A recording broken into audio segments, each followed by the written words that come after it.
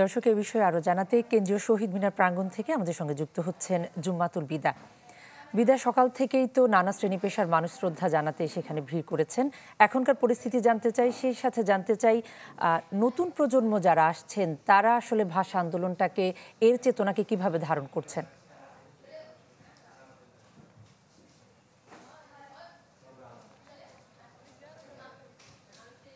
স্রোত বলা চলে এই কেন্দ্রীয় শহীদ মিনার প্রাঙ্গণ। বেলা বেড়েছে, সময়ের সাথে বেড়েছে সেই জনস্রোত। বিভিন্ন রাজনৈতিক সামাজিক সংগঠনের পাশাপাশি সাংস্কৃতিক সংগঠনের যেই নেতাকর্মীরা কিংবা সদস্য তারা কিন্তু আসছেন শ্রদ্ধা নিবেদনের জন্য। এখনও আসছেন, ব্যক্তি উদ্যোগেও অনেকে আসছেন, যৌথভাবে এককভাবে আসছেন। এক হাতে ছোট্ট একটা গোলাপ নিয়ে আসাও মানুষও কিন্তু আছে।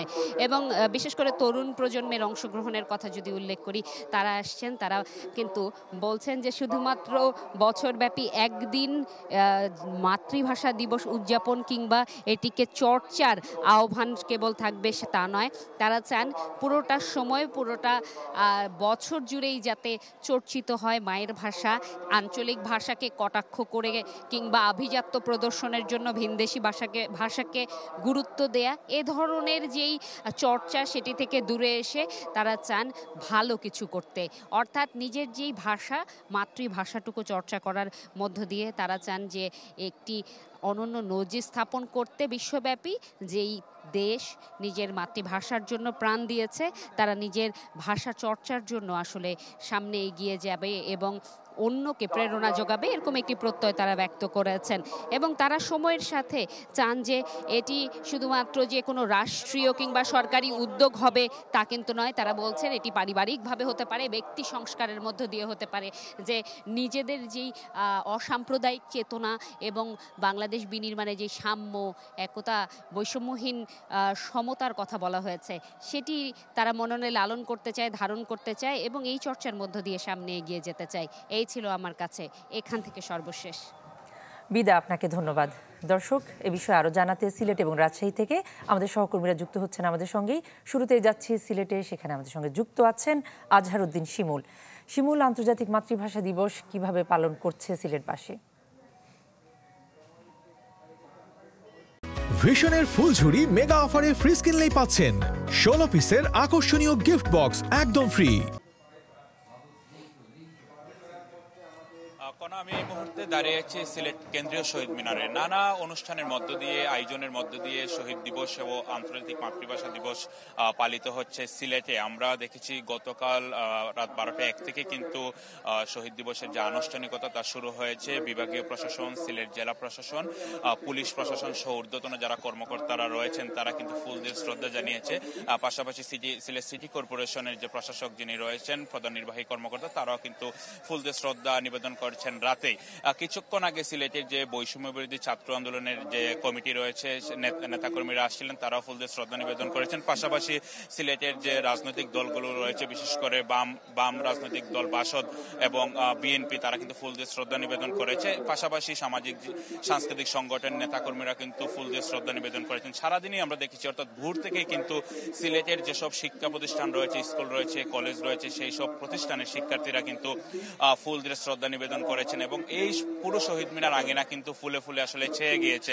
এবং এখানকার যারা আয়োজকরা রয়েছেন তারা জানিয়েছেন আর কিছুক্ষণ হয়তো তারা এখানে প্রায় শেষের দিকে কিন্তু শ্রদ্ধা নিবেদনের, এবং যেহেতু শুক্রবার নামাজের জন্য তারা আসলে বিরতি দিবেন, এটাও একটি ঘোষণা আসছে।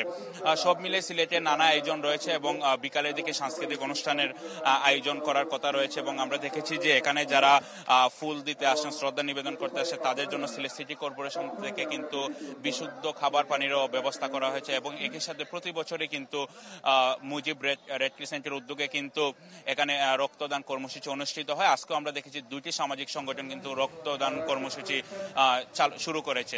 তো আমার কাছে এই ছিল সিলেট থেকে সবশেষ। এবার আমরা চলে যাচ্ছি আমাদের রাজশাহী সহকর্মীর আবরার কাছে। আবরার। শিমুল, আপনাকে ধন্যবাদ।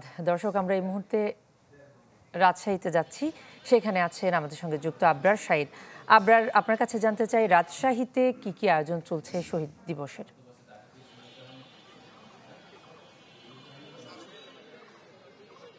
আমরা এখন এই মুহূর্তে রয়েছি রাজশাহী কলেজ প্রাঙ্গণে এবং এখানে আমার পেছনে যে শহীদ মিনারটি রয়েছে সেটি দেখতেই পাচ্ছেন যে একে তো পলাশ ফুলের উপরে যে ফুল, সে ফুলে শোভিত হয়েছে, নিচে কিন্তু শহীদদের প্রতি শ্রদ্ধা জানাতে যে ফুল, সেই ফুল শোভা পাচ্ছে।